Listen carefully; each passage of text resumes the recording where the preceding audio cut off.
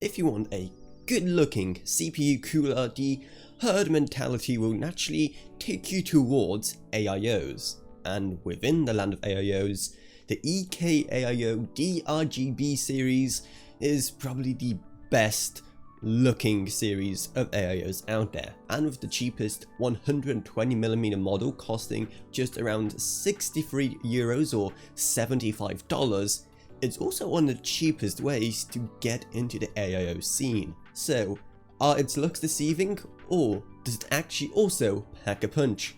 That's what we'll be talking about in this review of the 120mm EK RGB AIO. Inside the box you get of course the AIO itself along with a 120mm EK VADA S fan with added RGB for bonus. And what's actually pretty cool is that you can daisy chain the RGB fan with the RGB on the CPU block itself, which means you don't have to buy any extra splitters or adapters, which is pretty cool. The process of actually installing it is also pretty simple. In fact, I did a whole video talking about it, unboxing it and installing it, so if you want to see how to do it yourself, then I highly recommend check it out. It's gonna be up in the iCards. And like I've alluded to before, the CPU block itself is stunning. The best way to probably describe it is like this crystal with this diffusion layer on the outside, making for some beautiful RGB effects, and for the whole thing itself to have a super modern and crisp look, which just cannot be underestimated. It looks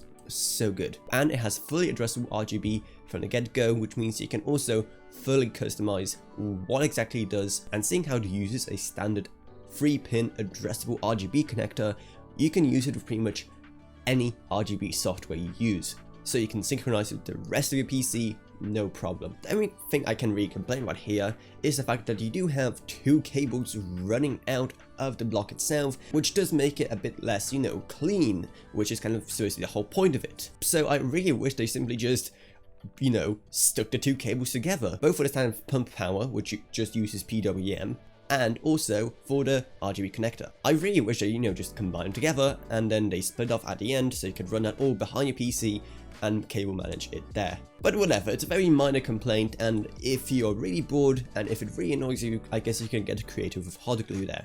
And I am nitpicking such small things because it's really hard to find fault with this thing. It truly is amazing, at least on the block side. When we move up to the actual radiator and the fan, well, there's a few more things to comment on. Firstly, one really cool thing to see that you don't see often is a little cap for you to refill the loop with. Now naturally that is going to void your warranty, and there is a warranty void if you remove the sticker on it, but hey, if you need to, that's there. And the fan itself, well, it does look pretty amazing, but it can actually get pretty loud. Even when set to the silent setting in the BIOS, it can get pretty loud with a very specific low tune to it that can really get on your nerves. And honestly, it's very surprising because everything else about it is so pristine that I'm surprised that they use a fan that has such a noise issue. It's not the worst by any means, but I don't know what you really want to know. You want to know exactly how well it cools your CPU, because at the end of the day, 120mm AIOs do have a bit of reputation for not being the best value. So let's go over exactly how well it performs. So for these tests, I've ran a Ryzen 3700X inside the Corsair 110R case, which has 3 140mm silent wing free fans for Be Quiet attached to it. The case itself does have pretty good airflow, and I also did a video on that. It's coming up in the iCards. I highly recommend you check it out. And seeing how this video is all about seeing if you can upgrade to a good budget EK AIO for a really low price, we'll be comparing it to the stock Wraith Prism cooler that comes with most Ryzen CPUs. Starting with idle, the difference isn't too big, but that's to be expected. We are running an idle. So let's try with a game instead. And for the game, I've chosen Rainbow Six Siege running at max settings. And honestly, between the semi-noisy EK fan and the fan on the base Wraith Prism cooler, the EK fan was a tiny bit quieter, but not by much. But while I'm here, I should probably also note that the pump is also pretty much not audible at all. Like, even when it's running super hot, you can barely hear the pump. I know that's something many people complain about when talking about AIOs, but here you really don't have to worry about it. The pump is completely inaudible. And finally, for a stress test, I decided to do a 10-minute run of Cinebench R23, multi-core to be specific, to really push the CPU to its limits and see how hot it has gotten after 10 minutes of constant multi-core rendering. And here, once again, the gap between the two is pretty obvious, and just shows that not only will your PC run cooler, but you also have quite a bit of space for overclocking if that's your thing.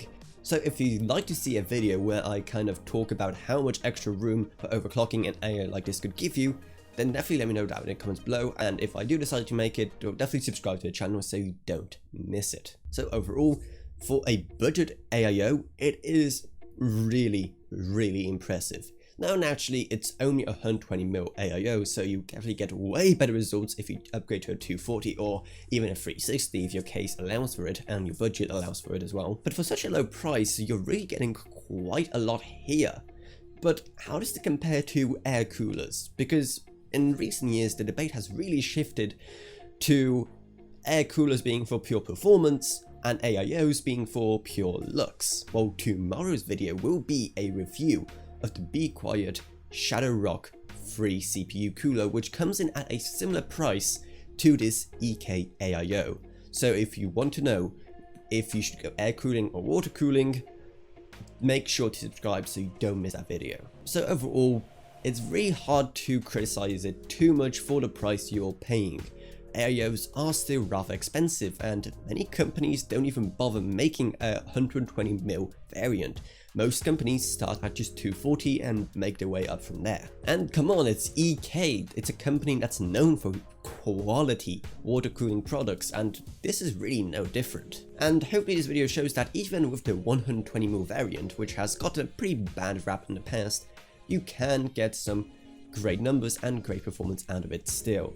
So I'll still definitely recommend it if you are looking to upgrade to an AIO and you want one of the best looking AIOs out there, if not the best looking ones. Or alternatively, maybe use all that saved money to maybe help my channel out on Patreon, because even $1 a month goes a long way in helping my channel and allows you to make way better videos and videos on way more interesting topics. I'd also love to find my Patreons: Gavin Burns, LKB, Naomi Sushi, Ryan, Tiffany Jacobs and Wolfie.